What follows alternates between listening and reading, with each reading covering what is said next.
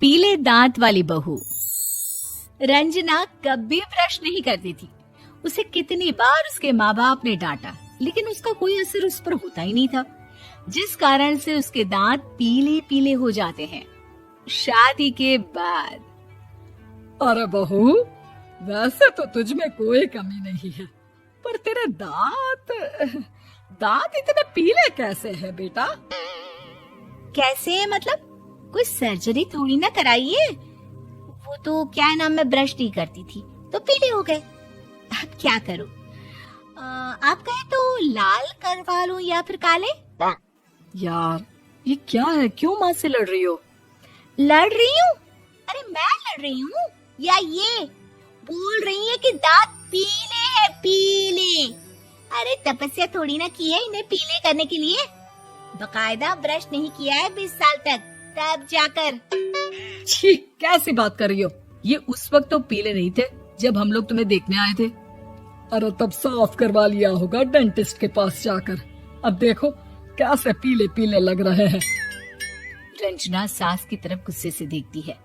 फिर शुरू हो गई पीले पीले पीले।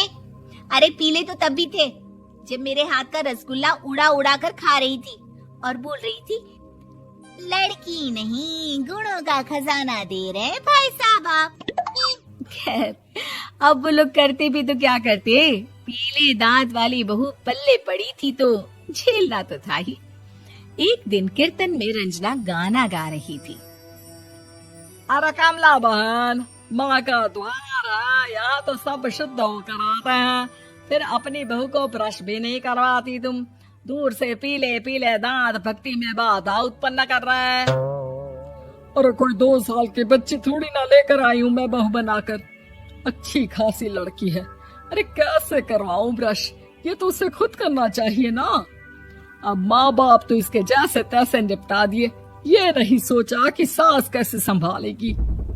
सास बहू को लेकर घर आ जाती है, लेकिन सोच लेती है कि अब इसे लेकर कहीं नहीं जाएगी। अगले रोज बहू कहती है, अरे क्या हो गया, मंदिर नहीं जाना क्या? कीर्तन का वक्त हो रहा है।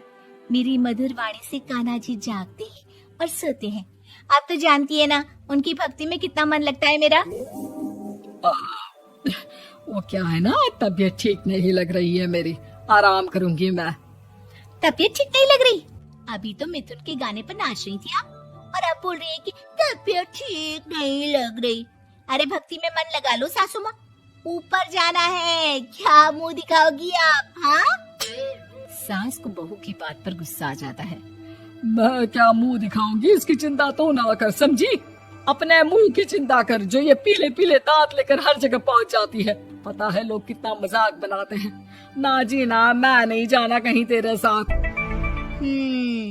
तो ये बात है। कोई ना, मत जाओ, मैं अपने कमरे में ही बैठकर भक्ति कर लूंगी। ऊपर वाला दांत थोड़ी ना देखता है, मन देखता है, भावना देखता है। और अरे बस बस, तू सब कुछ दिखा, बस ये सफेद चमकदार दांत ना दिखाना किसी को, है? जा यहाँ से। बहू को सास की बात का कोई फर्क नहीं पड़ता, वो तो जैसी थी वैसी ही रह जाती है। सुबह नहाकर किचन में खाना बनाना, फिर खाना खाना, कीर्तन भजन करना और सो जाना। एक दिन, माँ जी मैं सहेली के घर जा रही हूँ, शाम को लेट आऊंगी। हाँ हाँ तो जाना, मैंने कौन सा तेरी आरती करनी है घर पर बैठकर। रंजना सहेली के घर जाती है, जहाँ वो पार्टी में जाने की तैयारी कर रही होती है। अरे शिखा, कहाँ जाने की तैयारी कर रही है?